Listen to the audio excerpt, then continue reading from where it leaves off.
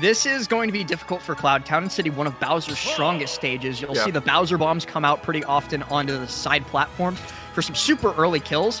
And then you'll also... Oh, he's hovering Wario. We might not see the Bowser after all. Hang on a second.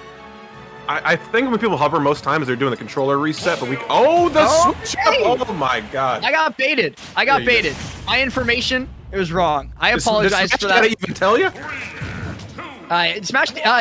I looked on PG Stats and said Mika played Bowser, man. I'm just vibing with it. But we get to see 2 Warios in a row, so I'm honestly not too unhappy about that. And this character can edge guard Cloud to oblivion. Like, Cloud has to be so stupidly careful off stage, or he's going to find himself dying at like sub 60% to like a runoff bear.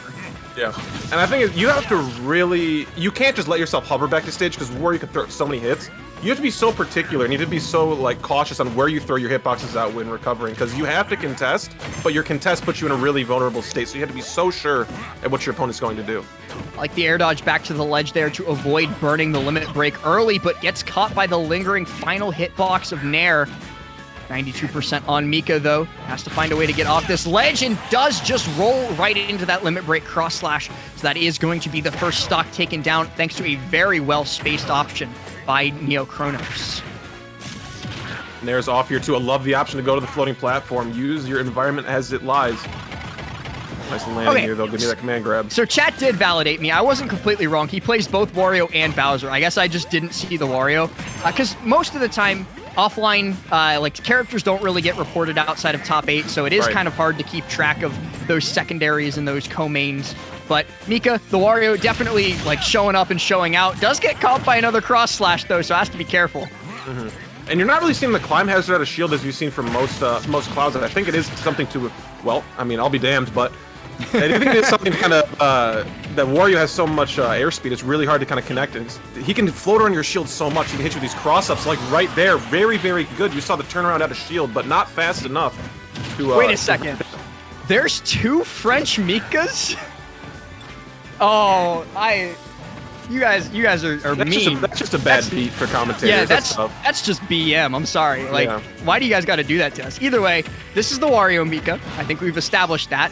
And they are currently at 173 on their second stock. So the next kind of little breath that Cloud touches him with will certainly take out this stock here. Limit online seat here too soon for Cloud as well. So any single hit, or I mean a little bit more damage, there we are. Might have to stay here in this stock. Hunting for it, checking the catch. Not going to go over to the ledge there too, and I think going to the ledge is practically just delaying death at that point. Big damage here too. Nice bite. Give yourself some room on the stage. These platforms have been like coming in spades for NeoChronos. Yeah, he's been doing a fantastic job thus far of utilizing the platforms to his advantage, both to escape disadvantage and to extend his own combos. Yeah. And that's something that I like to see. Like that proves that like they really wanted to go to Town and City. They used their bands well to go to a stage they're extra comfortable on, rather than just kind of the classic of, hey man, you want to go to PS2? Okay, yeah, let's go. Yeah, no, and I feel that too though, because I feel like NeoChronos and Cloud both can utilize like platforms in the corner to like drift your opponent into it and then cross slash, and you have so many ways to kill people from the side when you push them up in that corner, as opposed to a Wario who can't really do as much. Speaking of ways to kill people from the side, there's that cross slash yet again, man. NeoChronos had like almost perfect hit rate with those limit breaks, used those so well to continuously punish Mika out of the corner, and as a result, he's going to find game number 1 in a pretty solid 2 stock. Oh yeah, caught the jump coming out there. Yeah, and I think that's like so much better than like trying to do like maybe a climb hazard as well too, because you could reach out in front of you and it hits above as well, so it can catch the cross up or the start of the cross up as it may be a little bit better. Not going to be switching. No, I mean, Wario's going to stick through for me. Yeah, not going to switch people entirely here. We're gonna unplug Wario, Mika, plug in. Yeah, unplug the controller, call the other Mika from across the venue, like, hey man, I need you to come worked over here, man. I need to come take care of business real quick. Either way, though, we're going to be going to Battlefield, and I like this counter pick. We've seen Bluto make very good use of triplat stages in the past, and it probably will in the future, but Cloud likes triplats quite a bit too. Those up air juggles can start to get a little bit dangerous if you're not careful. That lingering up air, that disjointed up air, can do quite a bit of damage to a character that struggles to land sometimes. Give me that on the platform as well, too. Just dancing around each other here, too. You see the micro spacing, just down tilting over like the rising short up fairs and stuff like that. Just really understanding each other's space of how they want to approach. Yeah, I've loved how both of these players have utilized their movement defensively so far. A lot of the time in this game, Smash Ultimate is a very shield-heavy game. You see a lot of players just like they'll hold shield right in each other's faces and wait for someone to start grabbing frequently. But these guys actually haven't been locking themselves in shield too often. You're seeing them use their movement as a defensive tool rather than the defensive tool as a defensive tool, and I really love to see it. I think that's, honest to God's truth, like the mark of a phenomenal player. I think that's like the hallmark point of like people like Tweak's gameplay, people like Bluto's gameplay, like Leo's gameplay. They never put themselves in such a situation where like their defensive option leaves them like in a bad spot. They will always pick a defensive option that gives them the most liquidity in their option tree. Right, it's whatever you can more easily make your next move out of. Yeah, that's always going to be the option. Absolutely. Right, transitioning is actually a great word for that. Thank you. That they can use to move on back into either neutral or straight into advantage. Yeah, and so because you have to, like, if you to go into shield, you got to drop shield to come out, and that is that's some precious time that might be the difference in a set. Finding the first stock here, off to a great start. I mean, I don't want to jinx this, but we've only gotten 20s, like 2-0, 2-0, 2-0, 2-0. Let's see it. Let's see something hotly contested here. Yeah, I mean, we were just talking about like shields as a defensive tool and how easy they are to punish sometimes. And we saw a great example of it there with the neutral beat to punish NeoChronos holding himself in shield. But Neo comes straight off the Angel platform and starts swinging that sword yet again. He's looking for this stock with the back air.